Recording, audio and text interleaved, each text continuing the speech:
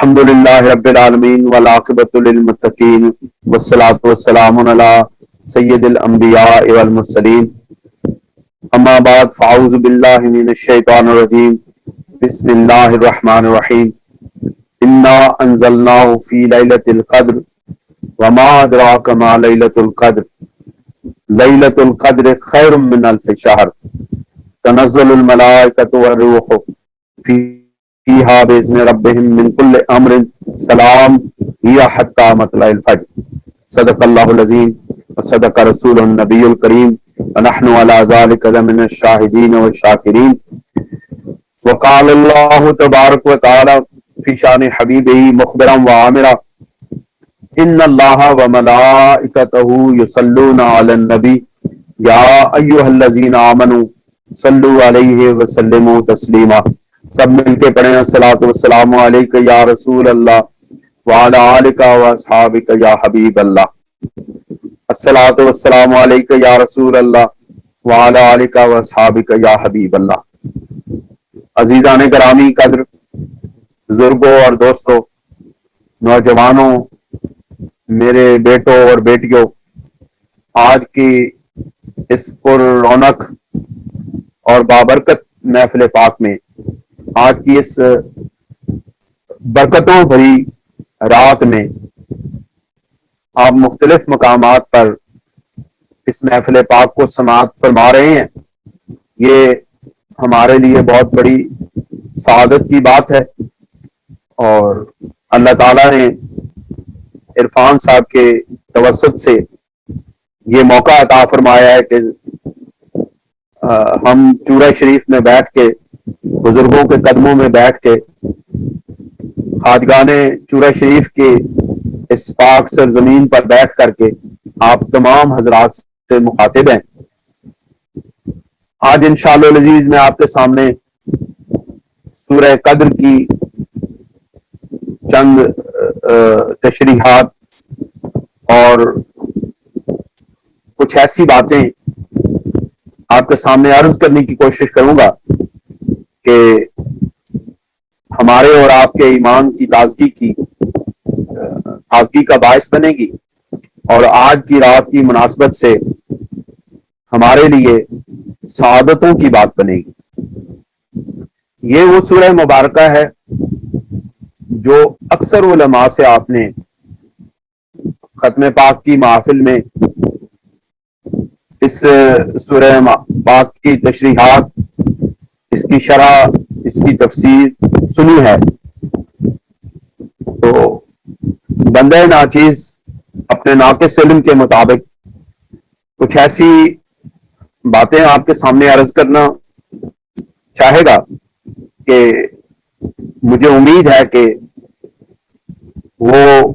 اللہ رب العزت کا فضل و کرم ہوگا، اللہ تعالیٰ کی عنایت ہوگی، اور خاص طور پر خواجگان نقشبندیہ کی توجہات عالیہ اس میں سے انشاءاللہ العزیز آپ کو نظر آئیں۔ دوستوں اور بزرگوں، اللہ تعالیٰ نے ارشاد فرمایا انا انزلناہ فی لیلۃ القدر، کہ بے شک ہم نے اس کو قدر کی رات میں نازل کیا۔ یہاں پر اللہ رب العزت نے ارشاد فرمایا کہ ہم نے اس کو نازل کیا، لیکن یہ نہیں بتایا کہ کس کو نازل کیا۔ اس کی وجہ یہ ہے کہ اگر آپ اس سے پچھلی سورہ مبارکہ کو مطالعہ کر کے آئیں، اور وہ سورہ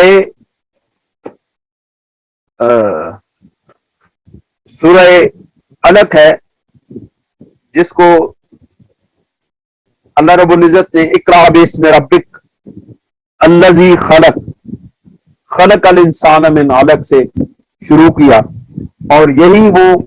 سورہ مبارکہ ہے جس میں اللہ رب العزت نے وحی کا آغاز کیا۔ لہذا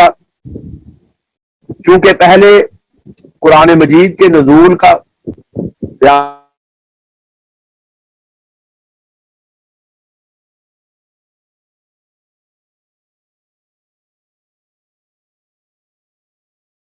کا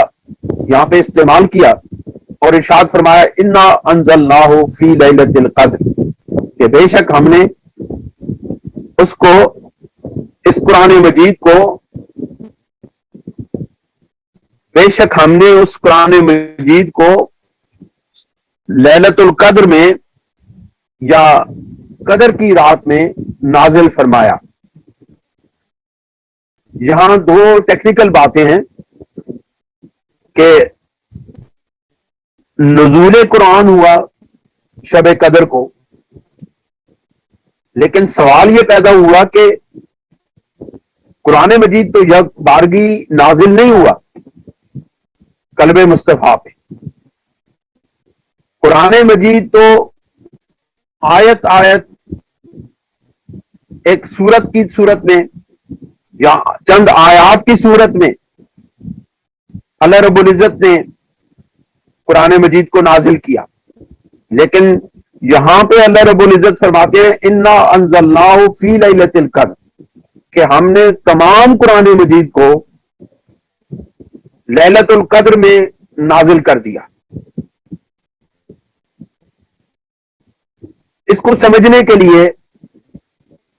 ایک اصول ہے، اور وہ اصول یہ ہے کہ جو نزول ہوتا ہے یا جو انزال ہوتا ہے وہ یک بارگی ہوتا ہے، اور جو تنزیل ہوتی ہے وہ ایک ترتیب کے ساتھ مختلف حصوں میں اور مختلف اوقات کے اندر کسی چیز کا نازل ہونا، اس کو تنزیل کہتے ہیں۔ اہل اللہ نے اس کی یہ توجیہ بیان کی ہے کہ اللہ رب العزت نے قرآن مجید کو شب قدر میں، لیلۃ القدر میں لوح محفوظ پر یک بارگی نازل فرمایا، اور پھر اس کے بعد جب بھی ضرورت پڑی، جیسے جیسے احکامات کی ضرورت پڑی، حالات کی تبدیلی کے ساتھ ساتھ جس طرح احکامات بدلتے رہے اور مختلف اوقات میں مختلف جگہوں پر مختلف حالات اور واقعات کے تحت احکامات نازل ہوتے رہے، تو اس کو تنزیل کہتے ہیں کہ نبی کریم علیہ الصلوۃ والسلام کے قلب اطہر پر قرآن مجید کی تنزیل لوح محفوظ سے ہوتی رہی۔ دوستو، اللہ رب العزت نے اس رات کو اتنا برکتوں والا بنایا، اتنی عزتوں اور شانوں والا بنایا کہ اللہ کریم نے جس طرح بلا تشبیہ و بلا مثال، یعنی اس کی تشبیہ اور مثال تو نہیں دی جا سکتی کیونکہ یہ اللہ کا کلام ہے اور اللہ نے اس کو نازل کیا ہے، لیکن دنیاوی طور پر اس کو ایک مثال کے طور پہ یوں سمجھا جا سکتا ہے کہ جس طرح ایک قومی دن ہوتا ہے کسی ملک کا، کسی بادشاہت کا، اور اس کے اندر سالانہ قومی دن کے موقع کے اوپر مختلف خدمات سر انجام دینے والوں کو نوازا جاتا ہے، میڈل عطا کیے جاتے ہیں، ان کی ترقیاں ہوتی ہیں، ان کے درجے بلند کیے جاتے ہیں، اور ان کو مختلف عہدوں پر فائز کیا جاتا ہے اور ان کو اعزازات سے نوازا جاتا ہے۔ بالکل اسی طرح اس رات کے اندر بھی اللہ رب العزت اپنے محبوب بندوں کو اپنی رحمتوں، اپنی برکتوں، اپنے انوارات اور تجلیات سے نوازتا ہے، اور اللہ تعالیٰ اپنے ولیوں کے درجات بلند کرتا ہے، اور جو شخص بھی اس رات میں اپنی نیاز بارگاہ الہی میں پیش کرتا ہے تو اللہ تعالیٰ اس کو اپنا قرب اور اپنی معیت کے مختلف درجات کے میڈل عطا کرتا ہے، مختلف ترقیاں عطا فرماتا ہے۔ دوستو اور بزرگوں، یہ بھی بات یاد رکھیں، یہ جو نزول قرآن کے ساتھ شب قدر کا تعلق ہے، اور جو یہ شب قدر جو ہے صرف امت مصطفیٰ کو عطا ہوئی ہے، اس سے پہلے کسی امت کو شب قدر کا شرف حاصل نہیں ہوا۔ یہ خاص ایک تخصیص ہے، ایک خاص وصف ہے، ایک خاص عنایت الہی ہے نبی آخر الزمان صلی اللہ علیہ وسلم کے لیے، اور آپ علیہ الصلوۃ والسلام کی اتباع اور آپ علیہ الصلوۃ والسلام کے تتبع کی صورت میں